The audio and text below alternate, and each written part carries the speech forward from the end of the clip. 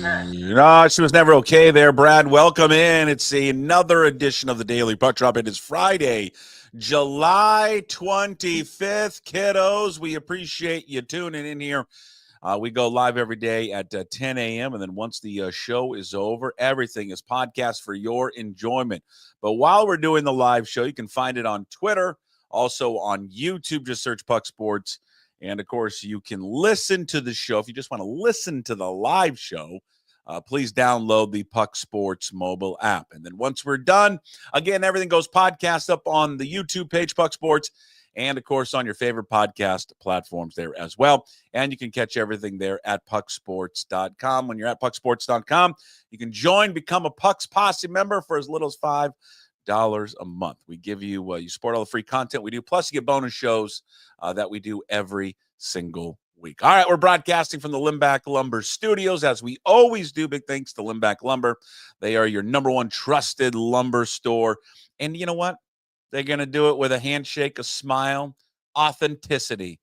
There at Limbach Lumber. They've been doing it since 1930. They got old school service. They keep all their files with paper, no computers. It's like a Dewey Decimal System for these guys there at Limbach Lumber. Give them a call, 206-782-3487, and visit them online at limbachlumber.com. Follow me on the old social media platforms, your favorite ones, or everyone spends all their time on, and just has beautiful, wonderful engagement with everyone. Twitter, Blue Sky, Instagram, Puck Sports, Puck_sports on TikTok, and you can find me on Facebook as well, Puck Sports.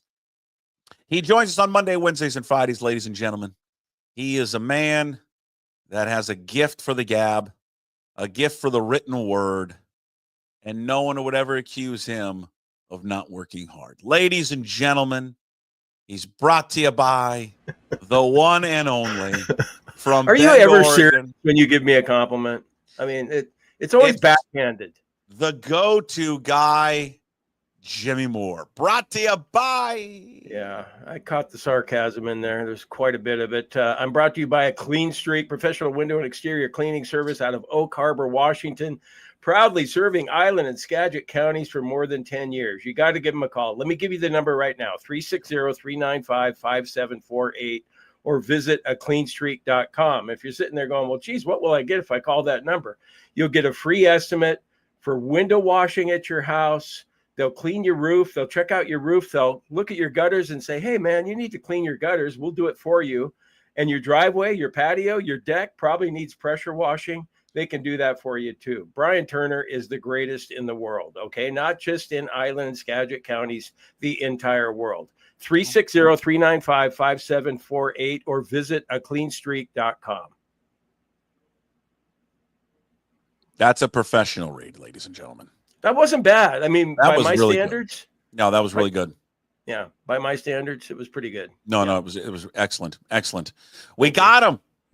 Josh Naylor. We're going to cover Josh Naylor, Seahawks camp. I don't know if Egan's going to join us today. I'm not sure. Why? He's en route. Oh, wait, he's going to Cooperstown, isn't he? Yeah, and he's had a hell of a time getting there. I sent him a text earlier today, and he hasn't gotten back to me, so I'm not sure what's going on. It's a real planes, trains, and automobiles situation for him, because he flew from Seattle to Chicago, and then from Chicago to Syracuse, and then he had to drive, right? Is that what he said? And then he had to drive. What, 2 hours or something? Yeah, an hour and a half to Cooperstown.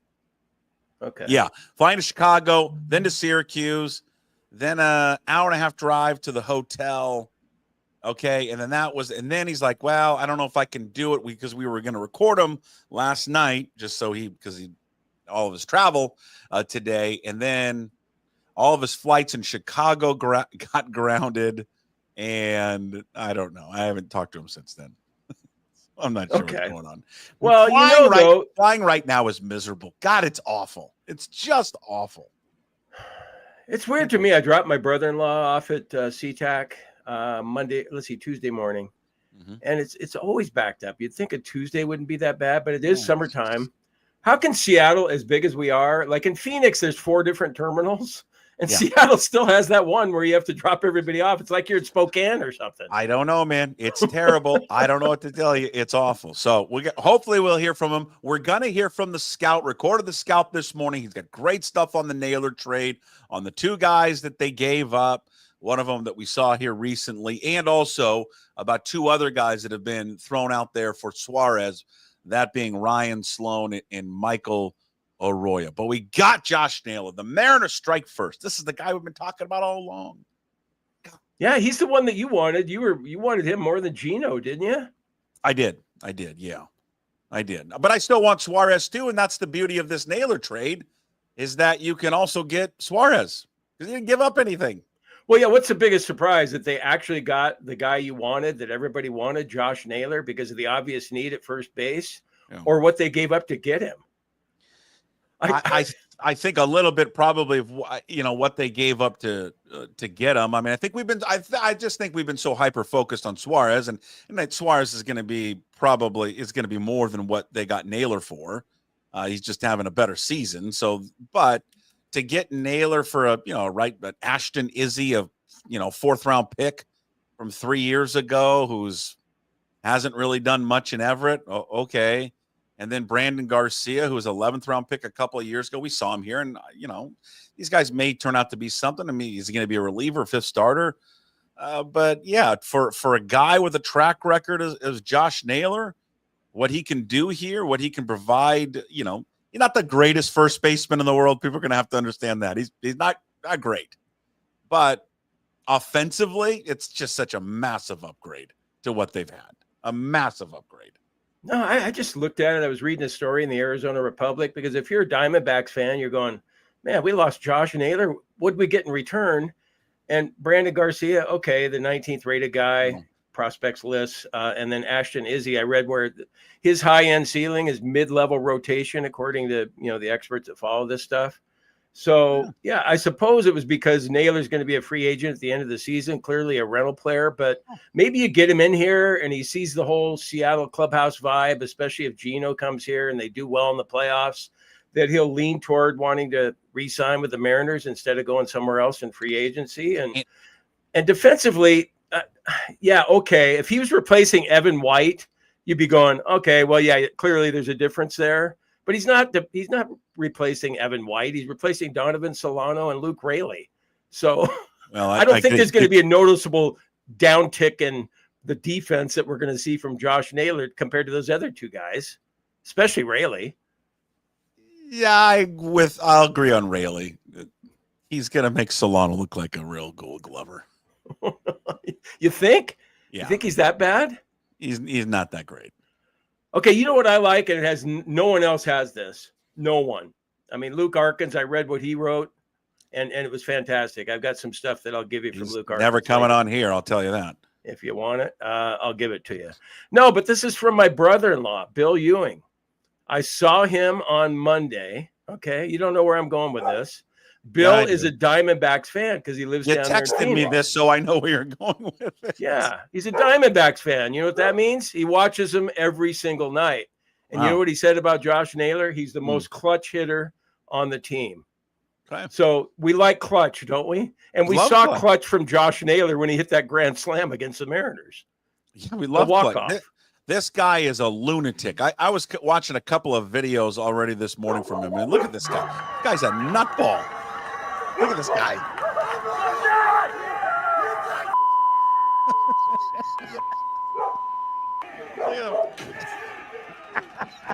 Plus, we got a chubby first baseman back. Oh, man. He's 5'11", a good 250. 5'11", 250. Yeah, he is. 235. He's listed. No, he's yeah. That's kind. 235 is kind. 250, and then you got. I mean, look at him. I mean, this is the type of intensity you're getting with this guy.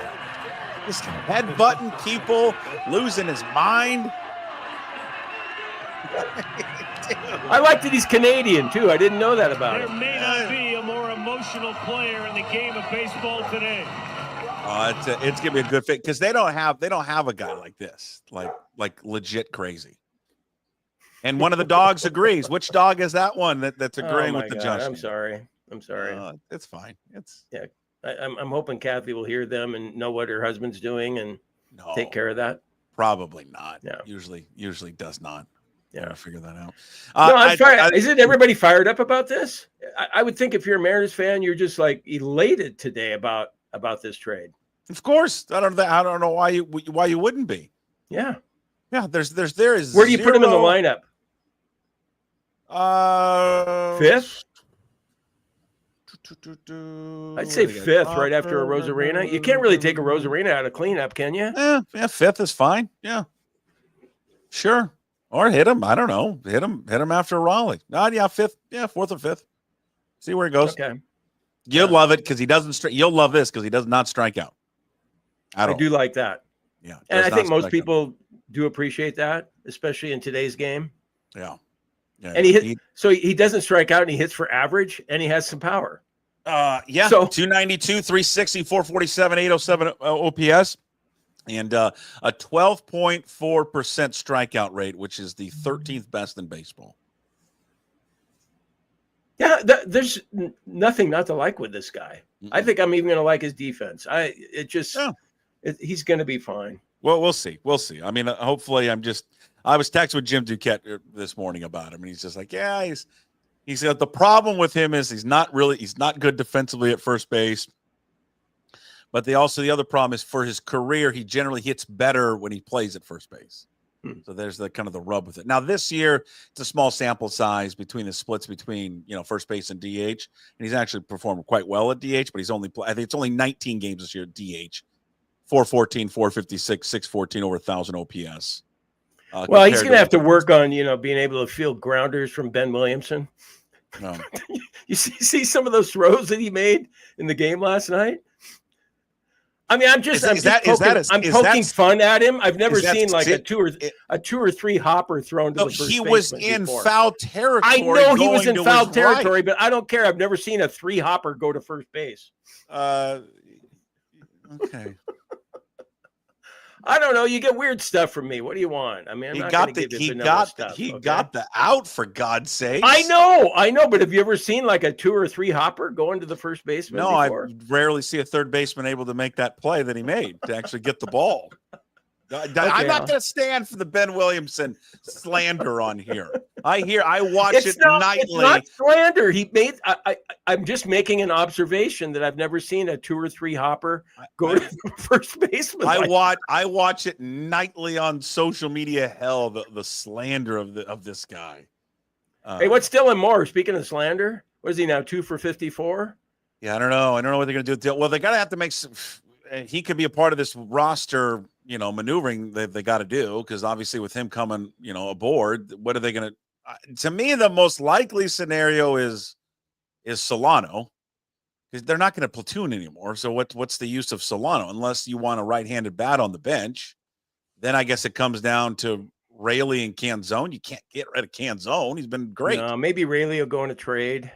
Yeah, I guess you could trade Raley. I'm pretty positive he's out of option, so he can't go down. Yeah, I would think they'd want to hang on to Solano. I mean, not for any tangible reasons, but maybe give Naylor a break at first base once in a while. I do agree with that based on defensive replacement later on in the innings. Yeah, that's what we've talked about defensively with Naylor. That maybe later in the game that you want Solano in there.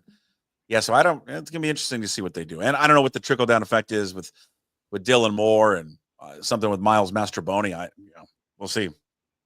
Yeah, can it just stop being a given that if there's a left-hander starting for the other team that Dylan Moore starts? Is that too much to ask? Like, can we just admit that his splits are shit compared to whether it's a lefty or a righty? Can we just admit that? Why does Wilson have such a hard time with that? I just think that it's what they do. They are married to the platoon thing. Yeah, just married to it. They're absolutely married to it. At least they got a first baseman. They got to do that anymore, so that's nice. But they're just married to it. Well, and then we'll see how it works out with Naylor, because Luke Arkins, as I mentioned earlier, he pointed out in his story on his Substack blog. You ready for this? Yeah, I can't wait. I've been waiting. He doesn't hit lefties as well as he does righties, which shouldn't be too surprising to you because he's a left-handed hitter. Okay, all right, go ahead and keep shaking your head if you want. And he might have benefited from playing at Chase Field, which is a hitter-friendly park. His stats not as good away as they were at Chase Field. So we'll see how he does at a hitter-unfriendly park like T-Mobile. Jesus. I mean, real Debbie Downer there. Well, no, I'm just pointing out some other stuff about him. You're the one who pointed out his defensive deficiencies. So He had 258 against left-handers and had a slugging 358 opposed to 493. Okay. What most left-handers are going to struggle more against lefties. Okay, you know what I like? You want me to go back to the positive side of things? Yeah, give me the positive side. 7 home runs for Josh Naylor in 35 games against the Mariners. He was 8 for 12 in that 3-game series earlier this month. There you go. Yeah. There you go. See, better? there you go. Yeah, it is. Now look up at his career splits at T-Mobile. Did you do that? I don't have that. You don't have that? You probably have it. Yeah, not good. Okay. What are they? 220, 222, 424, 646. 4 home runs and 12 ribbies. Yeah. All right. 17 career games. But he's chubby, and I like him. I do too. I miss Rowdy. This is a different kind of chubby, though, because he's more shorter. He's like us. He's like more like me. He's 5'11", he's 250. He's a big kid. Yeah, he's a big boy. He is. But I'm fired up for him. I'm fired up for his attitude, what he brings to the table. They didn't give up anything, even if they don't sign him in the offseason. Okay, fine. I mean, you gave up 2 pitchers that I don't may or may not be good, and this organization always finds pitchers, so I'm not concerned about them replenishing 2 guys that most everyone's never heard of except for Garcia because they just brought him back up. Or because they brought him back up this week. That was their biggest need was first base. Everybody knows that. And third base, you can play the rest of the season with Williamson throwing those 3 hoppers over there. I'm not here for the Williamson slander. Well, but as Jude reported, that still their number 1 target is going to be Suarez. So, God, again, this would be the interesting twist here. You get Suarez, okay, and then you get rid of Moore. And then Ben Williamson becomes your utility guy. You still got Master Boney. Yeah, but he's more from the left side.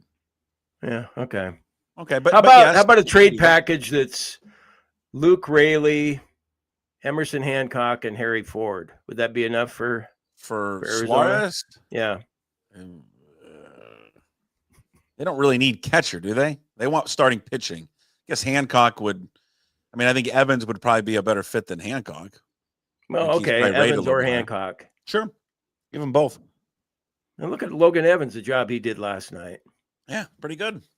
You'll take that all day long as a 5th starter. Oh.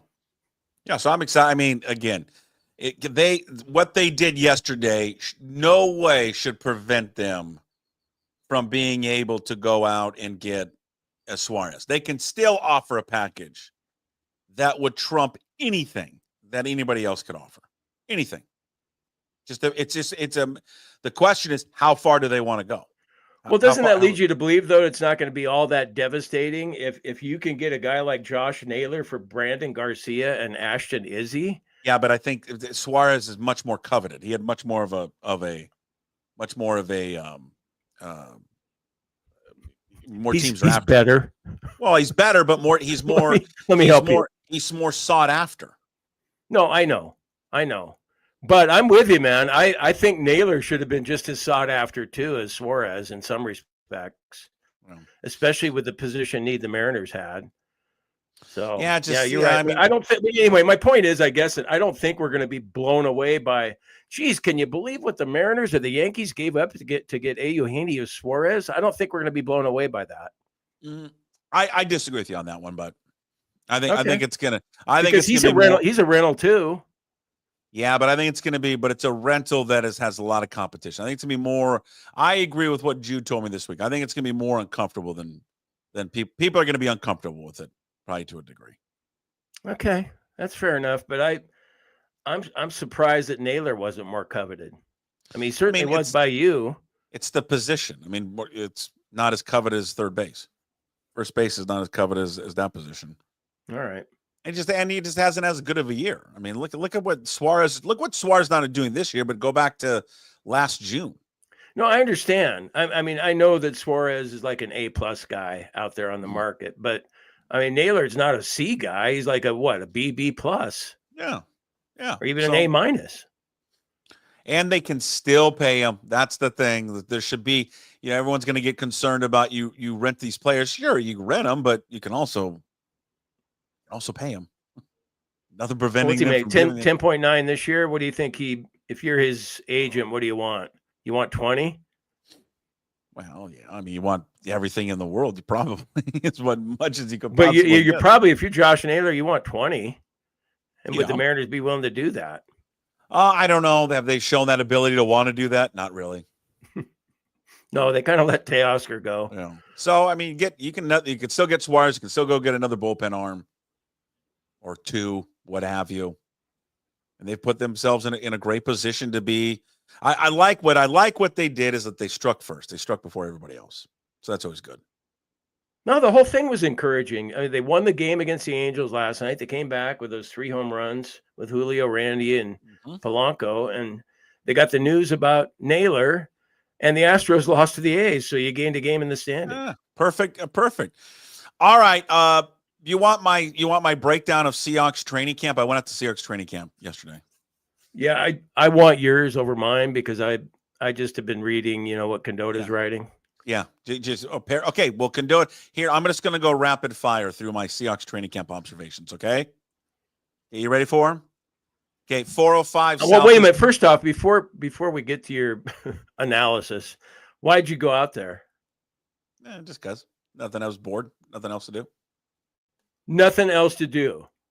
So you decided to fight the traffic from Ballard and then getting to I-5 and then going across 520 or I-90. Getting there was not the bottleneck at Factoria and I don't have anything better to do. I'm going to just go and, break down the 3-tech, guy and all that stuff. Getting there was not a problem. I wanted to go out there, second day of camp, wanted to see people, say hello, all that kind of stuff. Just fun. It was a nice sunny day.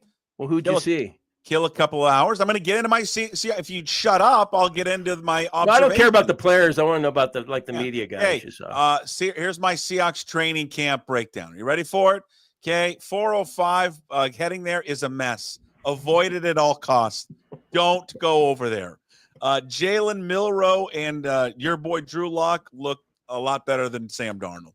Bob Condotta still goes to practice despite it being 75 degrees outside in a hoodie. Saw Hugh Millen. He's got a stubble. He's got a nice little beard going on. Looks great. Looks refreshed. Couldn't be bothered to talk about how everything is going in his life because he just wanted to watch football practice, but did inform me that his oldest son now, you'll like this, is a male model in New York City, by the way. How about that? He's a male model. He's a male model. Which one? Who's the oldest one? Is that Clay? Kale. I can't think Kale's the oldest one. I'm not even going to tell you how much money he's made in the last 3 months because that's probably I shouldn't inform him. Is it more than you've made? It's more than us combined. Okay.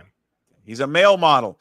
I saw Curtis Crabtree out there, and we picked up right where we always leave off with Curtis, where I get 25 to 30 minutes about how his golf game is going. How is it? It's not going well right now. He's still single digit though, isn't he? Yeah, but he was played in an amateur event. It wasn't going well for him, but it was great to see him. And I put a smile on my face that I hadn't seen him in a while, and we went right back into his golf game because I missed that. Saw Michael Sean Dugar, congratulated him on his new book. Did you know that he has a book that just came out? I do. Yeah, I think it's awesome that he did that. And he's got another child on the way, so good things are happening there for Michael Sean Dugar. Saw Softy. He looks like he's aged 50 years. Does he? Yeah. We can't walk. I don't know. And he was what is he, like 51 or 52 now? Something like that. And then he was upset because Hugh was late coming over to the show. Okay. Did he give you any dirt about what's going on at KJR at all? He did not. I did not ask. I'm not like you because the other thing I heard from many people over there, we avoid talking to him because we would like not to be in a Substack post. You heard that from one person. You didn't hear that from many people. Or you might have heard it from two. Heard it from Multiple people. Okay, I talked to one person over we'd there, like and to that person was not upset with me. Okay, we'd like to avoid being in a Substack post. God, I know. I'm starting to think that I'm just like I might be the biggest dick in the world. I really might be. Well, no, Johnny is, and we'll get to Johnny later. Went over to Dino's, bought Ian Fernessa beer. He's doing great, says hello. And then we got done with that after lunch. I'll recommend, by the way, the BLT at Dino's. Wonderful BLT, by the way. Great bread, bacon, and then it had the avocado, so really a blat as well. And then this is where the traffic kicked in. Sat in traffic for 90 minutes to go back to Ballard. That is my. Why did you have the free meal? They give the media free meals during training camp. I saw that it was there free. I felt guilty. I'm not really part of the media there. I said, I'm not going to participate in the media. Yeah, you are. You're still part of the media. No, not really. Not really. Yes, you are, because they wouldn't have given you a credential if you weren't. Yeah, they give everybody a credential. Doesn't matter. That's just not true. It is true. If I could tell you the people that are there, they really give everyone. Did you say hi to Dave Pearson for me? You know what? I did not say hi for you. You said, but did you say hi to him? Did you see him? I did not. He was always engaged in some type of other conversations. I didn't get a chance to get on. All right. So, yeah. Those are my Seahawks training camp observations. You're not going to get that anywhere else. I'll tell you that. All right. So you thought Milroe and Locke looked better than Darnold? I'll focus in on that. I like hearing that. Yeah. Because we like quarterback controversies if you're in sports talk. We do. Yeah. They looked a lot better. I mean, seriously? I'm being dead honest, like a lot better. Now, I don't know, man. I don't know what was going on. I wasn't really focused on the defense. Maybe he's going up against the number one defense. I'm just telling you that the 30 minutes I watched, those two look better. So. God, what if Darnold, do you play him more than you normally would a starting quarterback? Given the uncertainty, there's got to be some uncertainty with him, given the last two games that he had. Or do you just slow play him and go, hey, he's our starter. We don't want him getting hurt. Oh, he's their starter. I mean, he's not going to, No, I know, but will he play a full first half? In the preseason? What do they have? 3 now? They've got 3, right? Or are they down to 2? 3. I don't think that, no, I think they'll kid gloves. I don't think they're going to play him at all. And you know what will happen if Milroe's sensational? They'll just say, well, yeah, but he was against the second and third stringers. Yeah. And that's why I've always thought that, you should start the second stringer in the beginning of the game when the other team has their starters out there, but they never seem to do that. Ed wanted to recap my Seahawks training camp breakdown, hard-hitting coverage. Antonio says, who needs 710 or KJR? Well, that's what I'm talking about. Yeah. I gave you a great – those are the things that are important at training camp, what I gave you. Yeah, but there's probably people listening right now that are disappointed in you making fun of, Seattle's most popular team right now. I'm not making fun of them. Well, no, I mean, you're poking fun at the fact that, people are interested in, the nitty gritty details too, the X's and O's and all that. Well, there's guys that can do that. We could do that if we tried a little harder. I don't really want to try harder, and that's not my deal. There's plenty of people out there that can try harder. Point spreads. Point spreads. That's our deal. I gave you my breakdown. I just told you the other quarterbacks look better. So how many hours were you in your car for the benefit of going to that VMAC practice yesterday? 3? 2. It took a half an hour to get there, 90 minutes back. It was just half an hour to get there from Ballard? Yeah, it was easy peasy. What time of day? I don't know, left at 12:30. Oh, okay. Yeah. All right, not bad. Mm-hmm. How are you feeling going home, though? Terrible. Just awful. Just awful. Yeah. Traffic gets worse. All right. Well, are we done? No, we are. No, we're not done. Is this where you say, what are you going to do the rest of the day? And I say, pretty much nothing. No. A week from today, will you still be employed at Quail Run? Yes or no? I would say yes. Okay. As long as my boss there does not read what I wrote at jimmoorethegotoguy.substack.com. You think maybe if he reads what I wrote last night when I got home, then no, I probably will get a phone call like I got from Rich Moore and from Mike Salk telling me that my services are no longer needed at Quail Run. So do you regret writing what you wrote? No, not really. Is there part of you, and I thought about this. Kind of, well, a little bit, but not really. as I was reading it last night and you called your not direct but indirect boss a quote dick, I thought, do you just want to get fired? And if that's the case, why not just go in there and quit?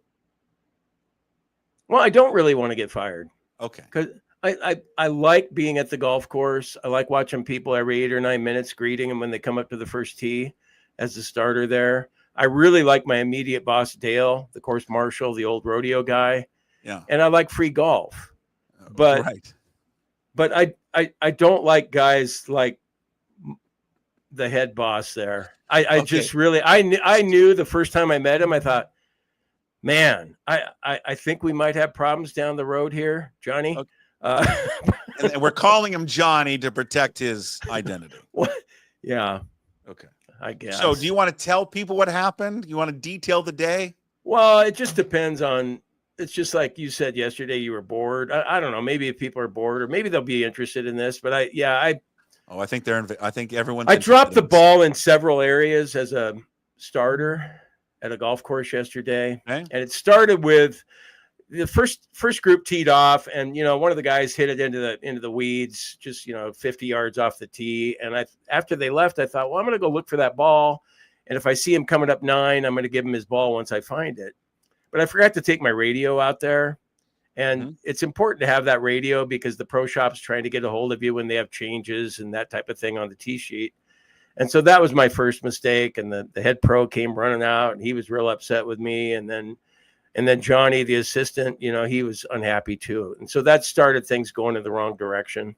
Okay. And then there was a group that came through, a father and a son that only had one set of clubs on their cart.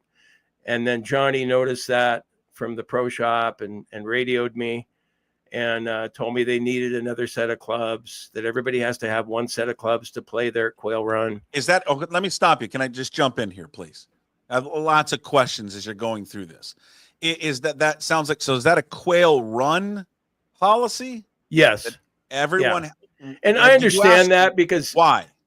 I understand that to a point because it slows down play if you're using just one bag between two of you. Like, let's say one of the guys hits it to the left and you hit it to the right. It just slows down play. Okay. And you don't know what club to pull out if you're walking over your ball and you go, God, I have a 7-iron. I wish I'd brought the 6. Okay. So I understand that. But okay, that was another check mark against me, though, for, I probably was going to let them go. It was a father and son. And I just thought, but I shouldn't have been with that. And then the worst thing I did. Well, and then I didn't mention in the Substack post, usually you get a break. My last tee time, I had a break between 118. There was a group at 118, and then there was a group at 203. And so I had a break to go have lunch and, sit on the deck and do whatever. And then I got in trouble then for not having my radio on. I just assumed I was off. Yeah. And then some drop-ins came in, and I figured they could handle the drop-ins. There's some employees that are playing during that time too, and they don't need me out there giving them the ground rules for the course. So then they were upset about that too. But the real killer, and you'll probably appreciate this the most because how many times have you smuggled alcohol into a golf course? Probably every time I play. Okay. Yeah. So you bought alcohol somewhere besides the golf course and you brought it in. Correct. And then pulled it out of your bag or your cooler after you leave the first tee. Yes. Okay. Like 90% of people. Okay, I have done that a million times myself, but the rule there at Quail Run is no outside liquor. And the reason is that they might lose their liquor license if they're caught by the liquor board. It's not the reason, but okay. Okay, well, that's what they told me. The reason is they want you to buy their liquor. Okay, so this group comes up to me. God, they were super nice. It was a husband and wife and husband and wife. So it was a foursome, but only the husbands were playing. And the wives were just kind of going along for the afternoon and, just having a good time. I did not, Puck, this is the first time, honest to God, and I know that Johnny thought I was full of shit because I could tell when I told him this and he was like, oh, yeah, right. It was the first time I've seen coolers come through there, okay? And people usually know the rule not to bring booze to Quail Run.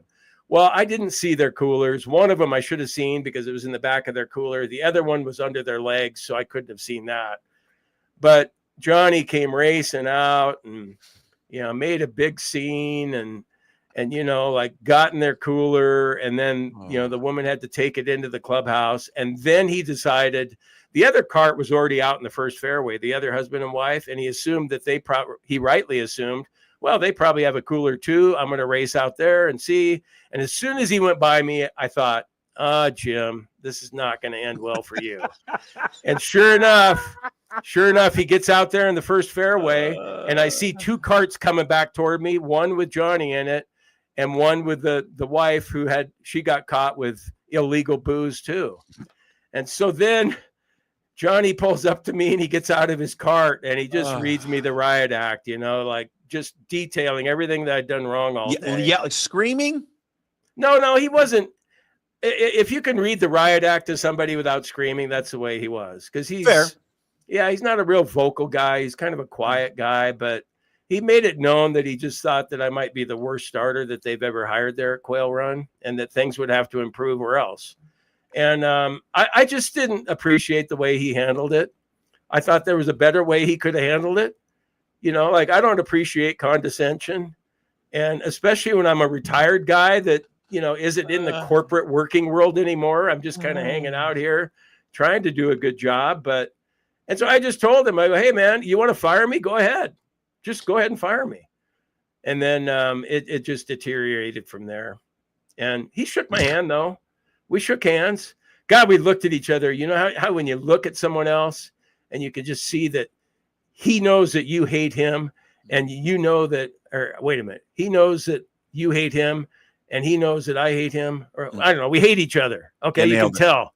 It doesn't have to be communicated. You can just tell by the look in someone's eyes. God, this guy hates me, but I hate him too. Yeah. I think the part of the job I'm really good at is greeting people. They come up and like, hey, good morning. It's good to see you. Thanks for coming to our course. Just a few rules I want to tell you about, but the number one thing, just have fun.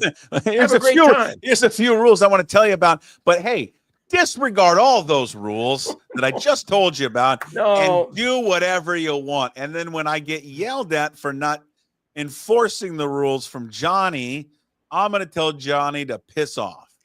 I didn't like the way he handled it. There's a way. I talked to another assistant pro before I left and I said, hey, look, Jeff, that's not his name either, but I could tell that he was cool. And anyone in the world looks cooler than Johnny. Okay. But Chris, wait a minute. His name's Jeff. Jeff, I just want to tell you, man, I screwed up today. I screwed up several times. I'm going to get better. I'm sorry. And he just looked at me and he goes, hey, man, he goes, that's okay. We'll just work on it. We'll see you next week. Yeah. And I just thought that was the way it should have been handled. Sure. And, but I committed a bunch of offenses yesterday and I feel bad about it, but I'll get better at it if I'm given another chance. Now, if he reads the Substack post in which I call him a dick, then I probably won't get another chance. Yeah. Did you think maybe I should not have called him a dick in the post? No, but I said that I was a bigger dick than him. Yes, but I mean, you called your boss a dick. We're both dicks. Okay. Yeah. I think he's a bigger dick than me, but sure. I think he would tell you otherwise. Like if you had him as a guest today, oh my God. Oh. I mean, he'd be dull as shit the way he talks, but he would be. Keep digging yourself. I mean, at least I've got, some voice inflection every once in a while, even if I'm not making a good point, but he's like monotone, man. I'm working here at Quail Run. The first tee is over there. It's almost like he's a real life version of an AI dude. Anything else? Did you get that yesterday? It's just rinse and repeat. It's just rinse and repeat with you. I swear to God, I can be the best starter at Quail Run. I can be. There's only 7 of us. Doesn't sound like you're high up on that list, but right? I'm like a horse at Emerald Downs, that you bet on. That's God. You go, God, why did I bet on number 10? You know what? He's up the track, and then all of a sudden, number 10 just comes charging from behind, and you're going, "Come on, baby, come on!" That's me at Quail Run. I swear to God, I'm going to overtake everybody, and in the end, Johnny and I are going to have beers on that deck where I was, supposedly just slacking off yesterday. We're going to have beers together on that deck. And he's going to look at me and he's going to say, you know what, Jim? God, I really wanted to fire you that one day you told me to fire you. But I just had a feeling that you were going to come around. And like clearly, like 9 out of 10, actually 10 out of 10 people would say it's your fault.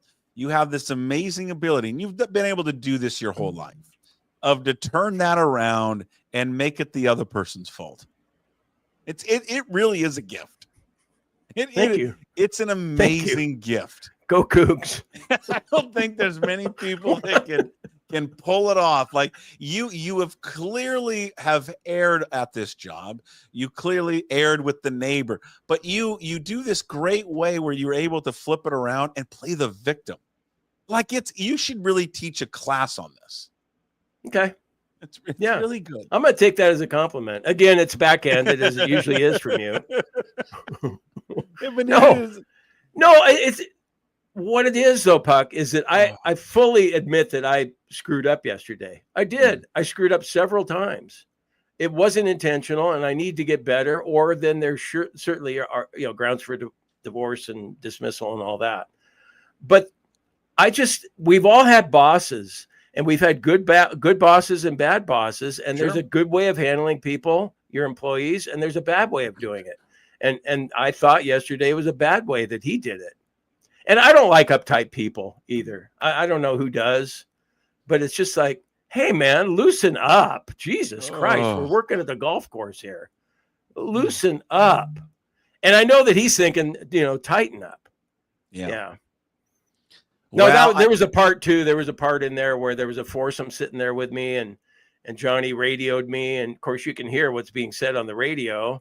Yes. And he was admonishing me for whatever it was at the time. Mm-hmm. And then the lady in the cart said to me, she goes, "Boy, you handled that really well. You handled that really professionally." I said, "Well, thank you very much." And I go, "You know what I really wanted to say to Johnny though?" And she goes, "Yes, I'd like to hear that." And I go, what I wanted to say was bleep you, Johnny, is what I wanted to say.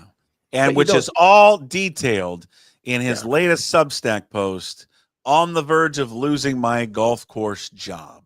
Yeah, I'm gonna do some soul searching this afternoon though, because I'm kind of like the common denominator when there's issues with people, and so maybe it's me. You don't. I started thinking about it even professionally. Richard Sherman, Michael Bennett, Gary Payton had run-ins with those three guys. Mike Salk. Mike Salk too, and so I always think 100% of the fault should go on those people. Shannon, at least with Salk when he fired me. Well, he was kind of a pussy because he had somebody else do it. Hey, I want to fire Jim, but hey, Kyle, why don't you give Jim a call? That's kind of chicken shit. You should stand up, be a man, and you're the guy who's firing me, right? But at least Salk has a personality. This guy yesterday, no personality. This does bring up a good point in our chat room. Jim has been fired from 3 and soon to be 4 straight jobs. That's not true. It's 2 and soon to be 3. I quit the concert job. You quit it, but do you think you were going to be fired? No.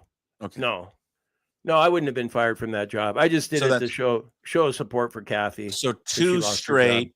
So this would be the 3rd straight. Yeah. And then, who knows? Maybe in the fall I'll get canned as a substitute teacher. We'll see. Surprised you got that substitute teacher job, because wasn't there some issues about filing out the paperwork that you didn't like? Yes, but I had people hold my hand and help me through that. Oh, good. Yeah. Quit. You know what? You're not. Here's what the thing about your description of Quail Run, the golf course in Lapine, is you're not making me want to go play there. No, Quail Run's fantastic. It doesn't sound like it is. No, but it is. The golf course is great, and everybody's upset about what's going on at Sun River. They've gone private. They charge way too much, even if you are able to play there. At Quail Run, you get a cart, and it's like $80. It's under $100 to play the golf course. Have you ever seen the movie Fallen Down? Oh God, yes. It's one of my favorites. Does not shock me. Don't you love that scene at McDonald's? Yeah, you're like Michael Douglas. We've all wanted to do that, haven't we? Yes. And then yesterday when it reached the breaking point, I just thought, what the fuck, God, go ahead and fire me.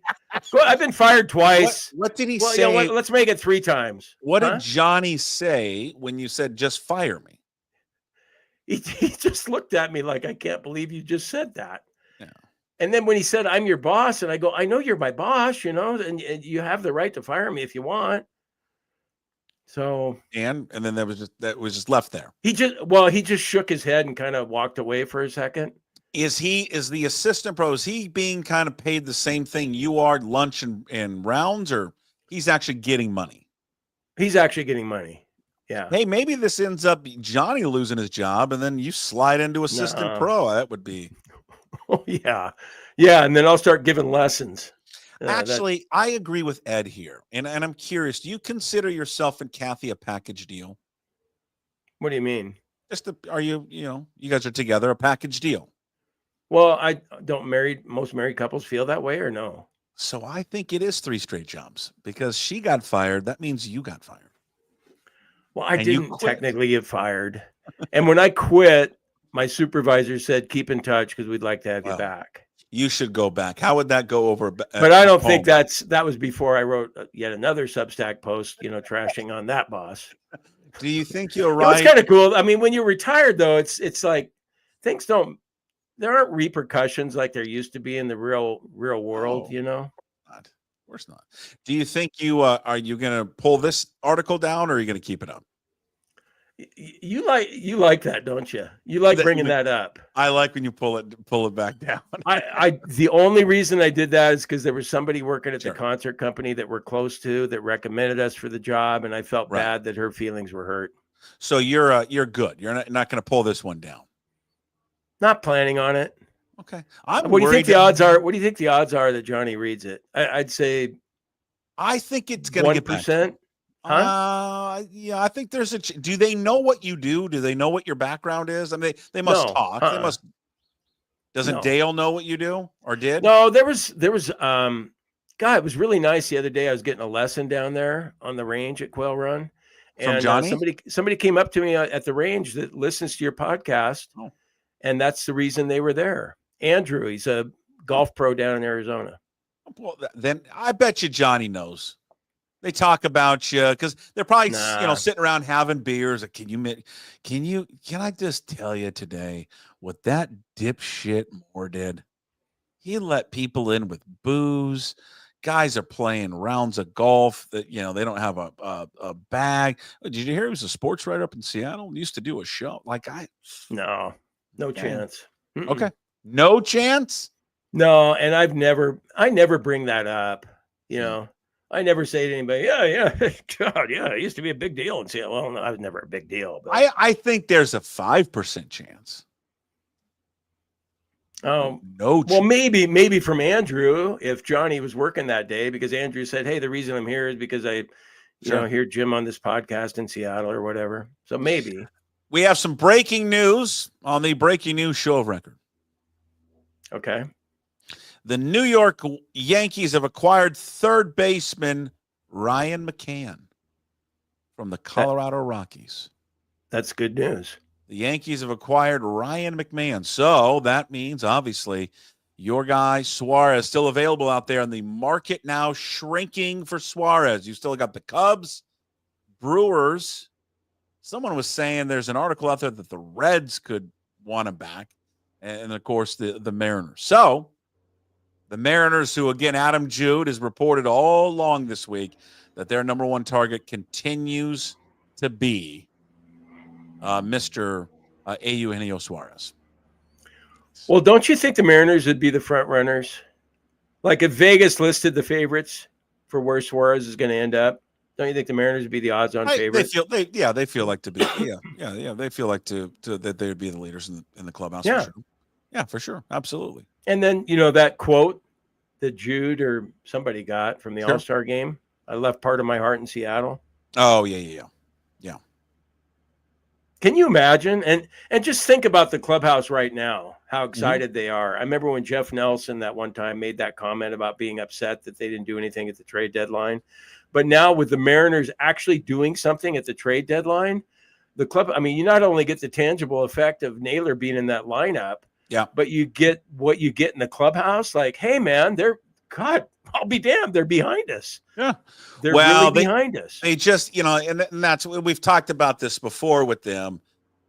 moves like Naylor, moves like maybe Suarez, another bullpen arm. It just signals to guys, who have been busting their ass all season long, to Cal Raleigh and to Julio and all these guys that, all right, we've got your back. And I think that's been up for debate in the last, well, not up for debate. I mean, I think it's been a factor, a major factor that do these guys have our back? That's really a valuable thing to consider. I think. I mean, that's one of the things too, is not only what you get from Naylor, but what you get in that clubhouse. And if you added Suarez to that, it's a win-win. It's just so damn funny and so Seattle that we would have to give up a top prospect to get him back when they already had him, just sitting in there. God, when you think about it, Gino wasn't even making that much money in baseball dollars. Well, they gave, but the ridiculous thing about it is that they gave that money to Mitch Garver. Well, that plus then remember the next year they went with a combination of Urias and who else was it? Was it Moore? Might have been Moore. Probably. I don't know what it was. Hey, speaking of no Chris Egan today. I don't know what's going on with Egan. I think he's the trip from hell. He hasn't responded to anything. Trying to make it to Cooperstown for Sundays. You know what I like is, so I saw Egan on Twitter saying, "Hey, we're the only TV station in Seattle that's going to Cooperstown." He's not. How many times on this trip do you think he wished that we weren't the only ones going? I think right now, I think that the fact that he had got grounded in Chicago, maybe or maybe not, is in Syracuse and driving way up. He's saying to himself right now, "I wish that we weren't there." I think exactly right. Speaking of golf, you know how I feel about Charlie, right? Charlie Hull.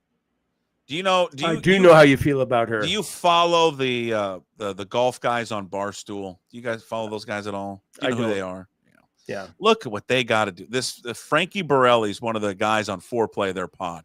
He went and played golf with her, and then what did he do? He lit up a lung dart with her. Nice. God, I don't know why that does it for you so much. It just does. Can you just? I know, really, because it did. I mean, God, it's part of the reason you married your wife. Think about it. Come on. I mean, you saw Kaisa smoking a cigarette, and that was all. That was it. But look at Charlie. Look at her. And Charlie knows she's hot. Plays golf. Just ripping a dart, playing it. Look at her. What a How about that quote that she made about playing with Lexi Thompson? Yeah, I love it. Oh, yeah, she hates playing with him. How boring it was. She felt like she was at a WNBA game.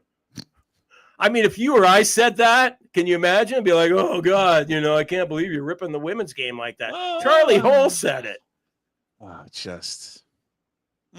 She does it for you, doesn't she? She does. She really, really does. I can't help you. This poor guy has never smoked a cigarette in his life, for God's sakes.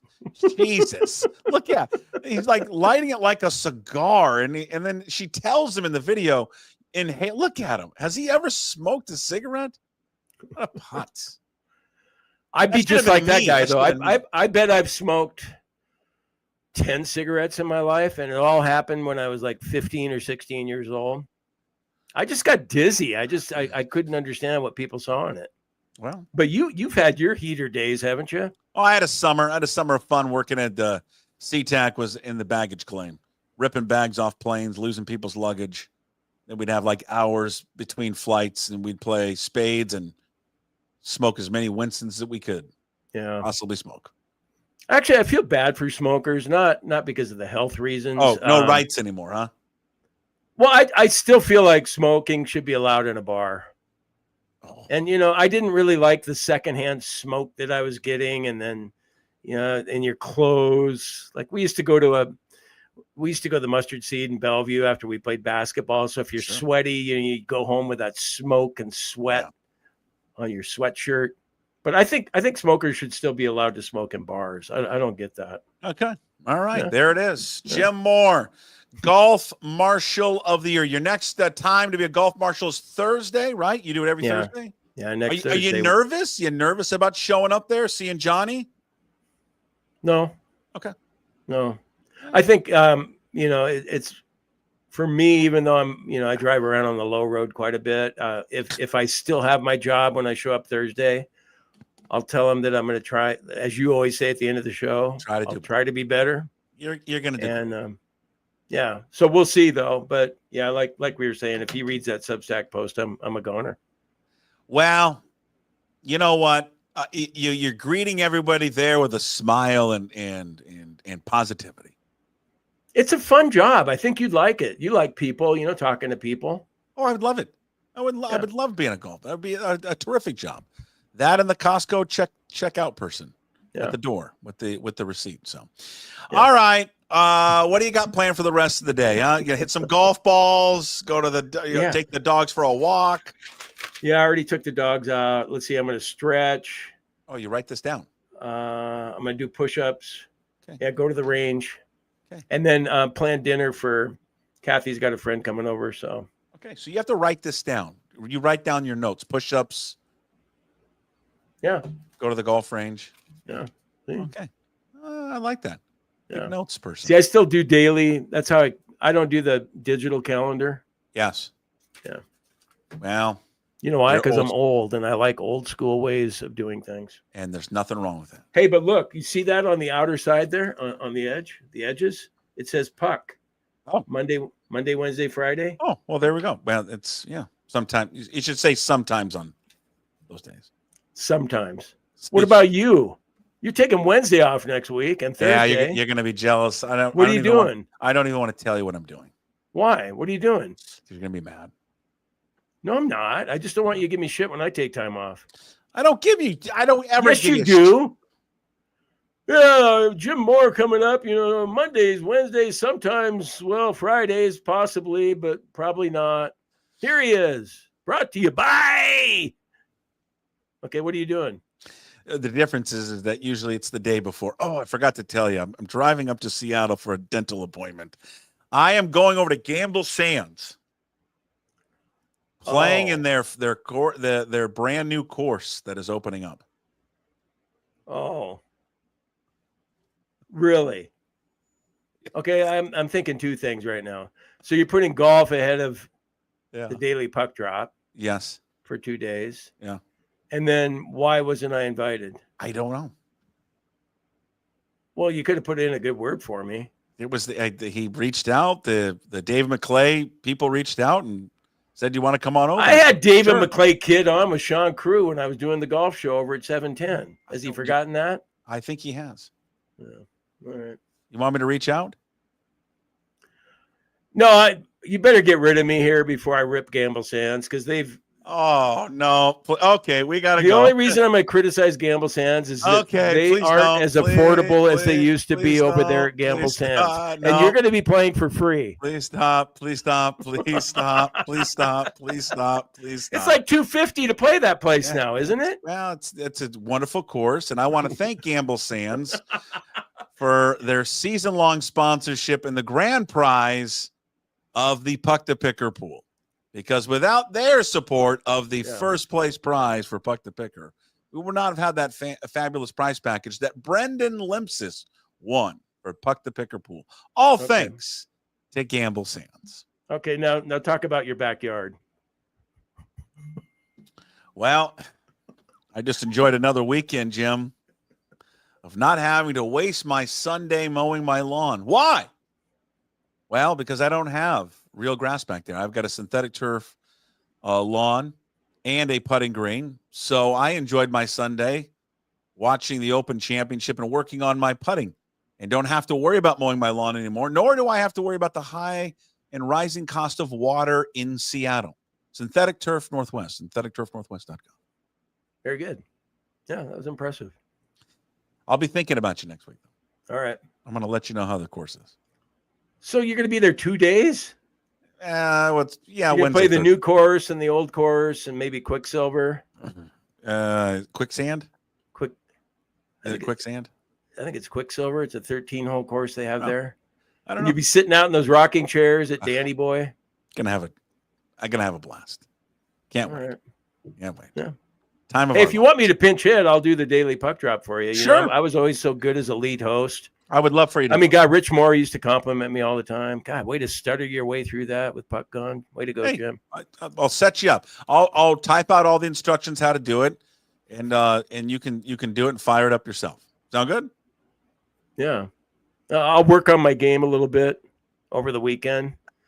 Yeah, Puck Posse members, $5. Pucksports.com, Spotify, Blue Stream, Blackstream, whatever, Blue Sky. Follow me on all the social media channels. I know it's exhausting. I know it's exhausting. All right, wonderful. Have a wonderful weekend. We'll talk to you next week. Okay, Puck, go Cougs. Go Cougs. There he is, Jim Moore, with us on Monday, Wednesdays, and Fridays. All right, no Chris Egan. I hope he's okay. I hope he makes it to Cooperstown to cover Ichiro's Hall of Fame introduction. All right, before we get on out of here, caught up with the Scout. We have the Scout on every single Friday. Our Major League Baseball scout has been covering the sport for the past 30 years, talking all things baseball. He knows all the players involved on this Mariners trade, acquiring Josh Naylor from Arizona. So we discussed those two pitchers. We also discussed Ryan Sloan, big right-hand pitcher, huge guy. And then also Michael Arroyo, the second baseman, who we talked a lot about yesterday with Mitch on the episode of KJ Arntz about how he doesn't want the Mariners to trade Michael Arroyo. Those two guys have been mentioned for a possible deal with Eugenio Suarez. So we get the latest from the Scout on all things surrounding the Mariners trade for Josh Naylor. The Scout joins us now, the real scoop on the Mariners and baseball from our anonymous baseball scout who currently works for a Major League Baseball team, has been covering the sport for the past 30 years. What a perfect person to have on this Friday is to talk about the huge trade yesterday that the Mariners pulled off for Josh Naylor. Before we get into the prospects, their Scout, what do you think about the Mariners striking first before everyone else to get one of the bigger names on the trade market? Yeah, I think they're probably in a situation, Puck, where they needed to, right? Obviously, the Mariners are, they're in the hunt and they've got all that pitching, and it's the time to, to make some moves to bolster the offense. And looks like, obviously there's the type of guy that could, kind of be a perfect fit when it comes to the Mariners, even on the position side too. Obviously, they need more of a corner type guy, and they have a little hole at first base. It looks like a good trade for the Mariners. All right, let's get into the guys that they gave up. I mean, one of them we just saw recently because they called him up. Left-hand pitcher Brandyn Garcia, 25 years old, 11th round pick back in 2023. Was a starter at times, but converted to a reliever. He was their number 19th prospect in their system. Yeah, just a physical guy, big body guy, college guy. I think a low ceiling, high floor type guy. I think he got a chance to be a fifth starter, or maybe just a quality bullpen guy, kind of that left-hander late in the game, that seventh inning type guy. So yeah, like I said, it's 25 years old, so he's more of a not you kind of get past that prospects label at that age, Puck. But at 25, he's, like I said, moved a little big league experience. And like I said, I think it's a solid pick for Arizona, but I don't think it's a huge loss for the Mariners, because obviously the Mariners do have some unbelievable pitching depth throughout the organization. Yeah. The other player that they gave up in the deal there for Josh Naylor, right-hand pitcher Ashton Izzi, 21 years old, fourth-round pick back in 2022. 12 games started this year with Everett, had a 5.51 ERA. He was rated as their 13th prospect in the system. Yeah, obviously younger at 21. He's a young arm, so you're more of a suspect at that point, in your career. But I think he could be a little bit like Garcia when it comes to like your floor and ceiling when he gets to that level. I think he's got a chance to be a back of the end rotation type guy, or maybe he ends up being that middle relief type guy. But I think he's going to be a big league type guy. But for the Naylor, when it comes to those two guys, for Naylor, I don't think they really had to give up a lot when it comes to a guy that's going to be an everyday middle of the order bat for him. Yeah, I think when people look at this trade, and so much attention has been on Suarez, but obviously Josh Naylor has been mentioned too. You look at what the capital they gave up, right, Scout? This is not a lot. No, by no means. Like I said, I think they obviously did something they don't like to do, and I think Jerry's kind of famous for not liking to do it, but he's not in the minority by any means. I think this is Naylor's last. I think he's a free agent as of next year, so right. It's you're kind of renting a player, but like I said, you're also trying to get yourself to the World Series. It's not like you're just trying to make yourself competitive and you gave up some guys that you have young players. You're giving up some young players, but it's like I said, you're not giving up, like I said, 19th and 13th ranked prospect. You didn't give anybody up in your top 10, so I think it's a good trade. Yeah, and then I think the other side of it, right, Scout, the benefit of this is does not prevent them, because of what they gave up, to go out and try and acquire a Eugenio Suarez. Yeah, absolutely. No question. I don't think they're done by any means. And then also, you're also at the end of the next year, you're not on the hook either for a guy. There's, I always talked about this all the time, Puck, where I think football guys get, the guys in the NFL, they get paid for what they're doing. And I think NBA guys get paid for what they're going to do. And unfortunately in baseball, I think they get paid for what they did. Mm-hmm. Right. So a lot of times you'll bring a new guy in, but you're going to eat that contract for the next couple of years. And really that person is not going to be playing to the level that he's getting paid at. So like I said, I think you're right when it comes to what they gave up for a solid bat. And then, like I said, we've talked, in nausea about how many prospects they have. So they can still give up some real prospects for another bat. I just can't see the Mariners giving up their top prospects for a rent-a-player. They'll give up players, I'm quite sure, if they've got control over them. But you're not going to give up some top prospects for a guy like Naylor for 3 months. Yeah. Let's turn our attention again back over to Suarez, because the multiple reports out there, including Adam Jude of the Seattle Times, saying that that Suarez is still their number one target before the deadline next week. There has been several names that have been brought up in the organization that could be used as the trade capital to acquire Suarez. Two of them that have come up: Ryan Sloan and Michael Arroyo. I do a show, a podcast on Thursday with Mitch Levy, Mitch Unfiltered Podcast. You remember Mitch, and he is in love with Arroyo. He doesn't want them to move him. He's just he's pleading with Dipoto not to trade the second baseman. I know you've seen him. Your thoughts on Michael Arroyo? I love him. I do. I love him. He's a great player, and I'm not disagreeing with Mitch. But I would ask Mitch this though: who do you like better, Arroyo or Cole Young? Cole Young. Who do you like better? Right? They're both only second basemen. Young's got a chance to play short, but I think he's more of just a second baseman only with a chance to play short. Arroyo is just a second baseman only. There's no chance to play shortstop at the big league level. So I get why Mitch would say that, because I like him too. He's strong. He's an advanced approach to the play. You can always move him to left field too as well. I love Michael Arroyo. Everything he does. He's not as rangy defensively as I would want him to be, but he catches everything that's at him. He can turn the double play. But once again, the Mariners have depth. So I would not be surprised if he gets traded, because Cole Young is older than he's only a year older than him, but he's already in the big leagues and he hits left-handed. So, like I said, I think he's a little bit expendable to the Mariners, not because he's not fantastic. It's because, they also have some depth at that position. But he's a really, really good player that I think is going to have a solid major league career. Who do you think is the better hitter between Young and Arroyo? Young.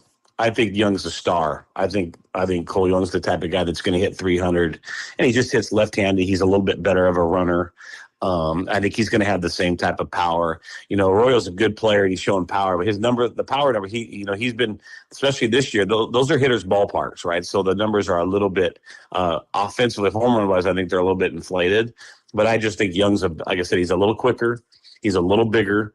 He hits left-handed. I would go with Young because they're so similar in age. But I love Michael Arroyo. He's one of my favorite guys that I've covered this year. I just like Cole Young better. What about Ryan Sloan, the right-hand pitcher? But, when you think of that 3-pitch, physical Roger Clemens type starter, and that's not fair to put Roger Clemens on it, but this guy's 6'5", he's 220 pounds, he's only 19 years old, right? So, before it's all said and done, he's going to be 245 pounds and really, really physical. He's got a big fastball, 2 secondary offerings that are solid on the way. I think he's going to be a big league starter. I think he's got a chance to be more of that, that number 2, number 3 type starter in the big league. So, especially at 19 with the control they have under him, both those guys, and I'm quite sure, Buck, that's why people are talking about him and you're bringing him up, is that if you're going to get rid of guys like that are real prospects, then you've got to get something real in return, something that you get for a long, maybe even more proven, and somebody that you could have for a long period of time. Do you think if that was, and this was brought up by Jim Bowden, who's, ex-GM, writes stories for The Athletic, he brought up Sloan and Arroyo for Suarez. You think that'd be a fair trade with Arizona? You think Arizona might accept that? I think Arizona might accept it. I'm not sure if the Mariners will. I'm not sure. Too much? You think that's too much to give up? Well, if you're renting, forgive me for not having Suarez's contract in front of me of how long he's. It's a rental deal too. He's up. Yeah, I wouldn't, just as a baseball person, I wouldn't give up those two guys for a rental. But you're also thinking about, you would give up those two guys if it's going to guarantee you a World Series. I just don't know if it's going to necessarily guarantee you a World Series. And I'm a lot like, even though I'm with a different organization, I'm a lot like how Jerry thinks. I hate the rental, I do not like the rental player type guys. But, the Mariners are there, and their fan base, they're starving for the postseason and starving for a World Series. So if you ask, I think it'd probably be a split decision if you ask a certain amount of people like on that, whether it's a good trade or a bad trade. They're both fantastic. I think they're both going to have big league careers, and I worry about Suarez coming back. The numbers that he put up are drastically different in Arizona than the ones he was putting up at Washington in Seattle. Mm-hmm. So who says that he's going to put up those same exact numbers? If he puts up those same numbers and they could re-sign him, heck, it's a heck of a trade if he takes him to the World Series. Do you think they worry internally? And I know this question sounds absurd just because the power numbers aren't there. But Williamson has displayed, obviously, he can play at this level with the glove. I mean, he hits, and I know people will discount average and all that. But again, the slugging numbers aren't there. The on-base numbers aren't there. We've talked about that being an issue with Ben Williamson. But I guess I'm asking you to get inside maybe what the Mariners would be thinking on that one. Do you think it would pause just because they wouldn't want to stunt the growth of Williamson, or in a way that could actually help maybe his development? Well, it all depends what you truly think of him, and the type of offense and the type of team that you have. If you're on a really, really good offensive team, right? This will sound funny, but he would, like Ben Williamson, would fit in way better with the Dodgers or the Yankees. Mm-hmm. Because then he could hit the bottom of the lineup. He doesn't have to bring that thump, right? And that's what the Mariners are lacking. The Mariners are lacking, that home run power, right? So, he's a good player. I think if he stays with the Mariners and the Mariners trade for like a Suarez, he becomes like that utility player. He becomes, what Murphy has been, or Dylan Moore. That's what he becomes, because, like I said, he's proven there's certain things he can do at the big league level.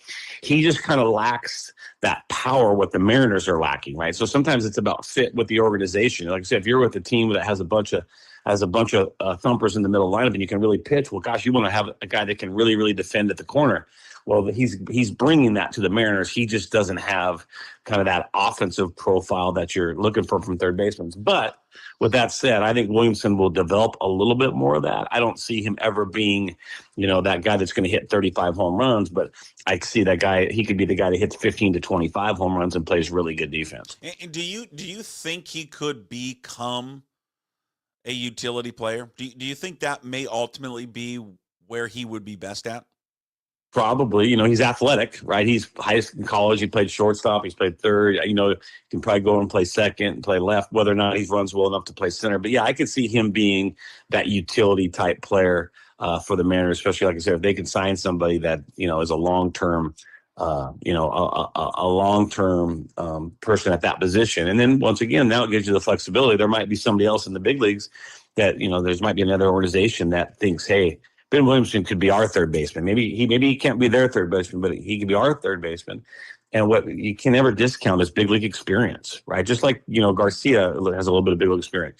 Those major league teams, they want guys that have played in the big leagues because they kind of see what they can do. Sometimes guys move up there and they just can't handle the pressure of it, right? It just, it gobbles them up a little bit. So like I said, Williamson brings value. I just don't know, to what level when it comes to the Mariners, what they're thinking, what they really need out of that position. But my guess is they feel like they need more power. Is it the league's expectation that Harry Ford is on the move before next week? Yeah, I would think so. Like I said, they're just, with the situation the Mariners are in, they're right in the hunt. They need offense. And, if you're going to get proven big time players, you've got to give proven, prospects up. Like I said, and like I said, Naylor's fine. He's a good player. He's an upgrade to what they have. But like we said, they gave up Izzi and Garcia. There's a lot of people that are Mariner fans that probably don't know who either one of those guys are. Mm-hmm. At least they might not know who Izzi is. And that's who, like I said, you've got to give up the Harry Fords of the world if you're going to get the proven big league guys that have, that you can still control when it comes to their contracts. Right. There he is, the scout. He joins us every single Friday, giving you the very latest, the real scoop on the Mariners and baseball from our anonymous baseball scout. Currently works for a Major League Baseball team, been covering the sport for the past 30 years. Next week, we'll be able to recap what the Mariners did in addition to the Josh Naylor trade, but great insight on what the Mariners gave up to acquire Naylor, and also great insight on Ryan Sloan and Michael Arroyo there for the Mariners. Thank you, Scott. Enjoy the weekend. We'll see you next week. Again, another edition of the Scout with us every single Friday. You can find it up as part of the daily puck drop on YouTube and also on your favorite podcast platforms. I think for this week we might even just separate it, make a separate video as well. But again, if you're coming into that late on the live show, it will be up on the daily puck drop coming up later as we podcast everything once the show is over. And great insight just again on all the players that they gave up. And again, you look at the two arms that they parted with for Josh Naylor. Now, maybe they end up being good. I don't know. There's plenty of guys were drafted late. Brian Wu was a late draft pick. Bryce Miller wasn't a high draft pick. So I mean, these guys could turn out to be good, but they have this ability in this organization to find pitchers. They always have, and develop them. They're very, very good at it. And these are just two guys that were not in the top 100. Certainly not in the top 10 for them, prospect-wise. They said Izzi was the 13th overall prospect for him, and Garcia was the 19th prospect. I've never seen Izzi pitch. Garcia, I liked what I saw of Garcia. I think he's got a chance to be, pretty good when he figures some things out.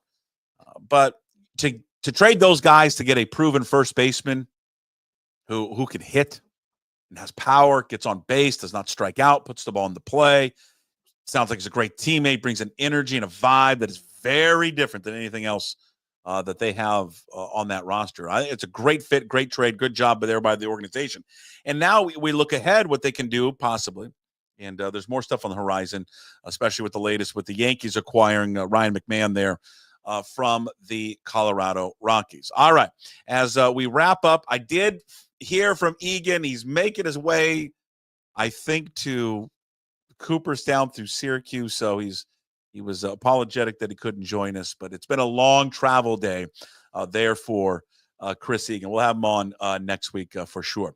We'll wrap up the show with Hey, What the Puck, brought to you by Restoration One in North Seattle. It's your restoration company that lets you avoid the stress of water, fire, and mold damage with their property restoration services.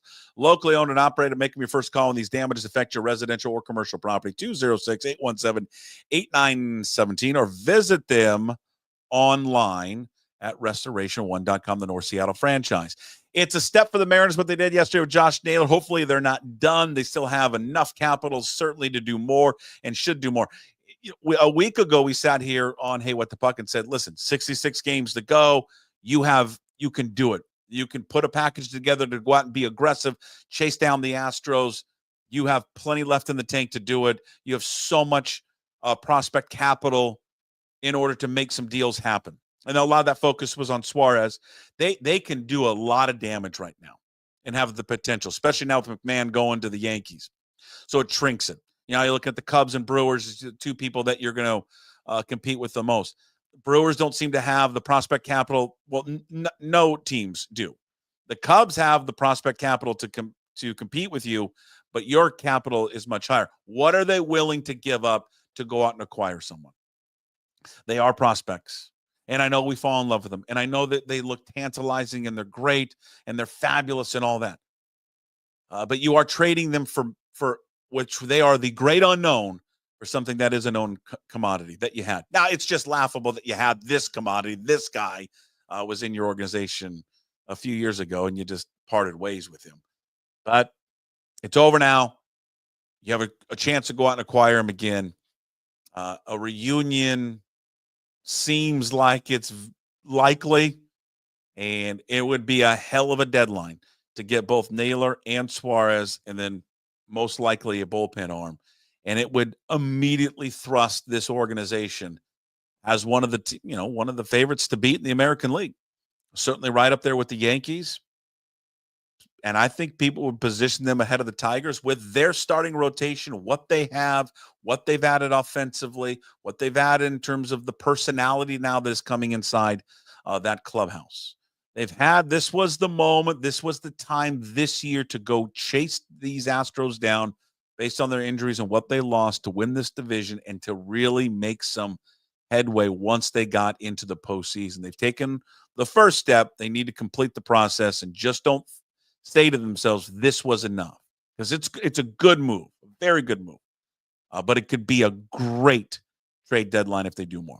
That's Hey What the Puck, brought to you by Restoration One in North Seattle. Your restoration company lets you avoid the stress of water, fire, and mold damage with their property restoration services. Locally owned and operated. Make them your first call when these damages affect your residential or commercial property. 206-817-8917. Visit them online at restoration1.com, the North Seattle franchise. Thank you for watching and listening today. Big thanks to all the sponsors, as always. Lindback Lumber, Clean Streak, which brings you the go-to guy every Monday, Wednesday, and Friday, and also Restoration One.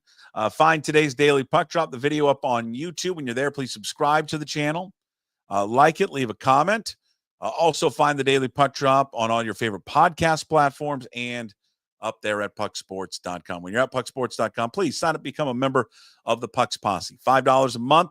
You support all the free content, and VIP and exclusive content comes along with that as well. Our baseball coverage with our MLB insider, Ryan Divish, we'll have on next week.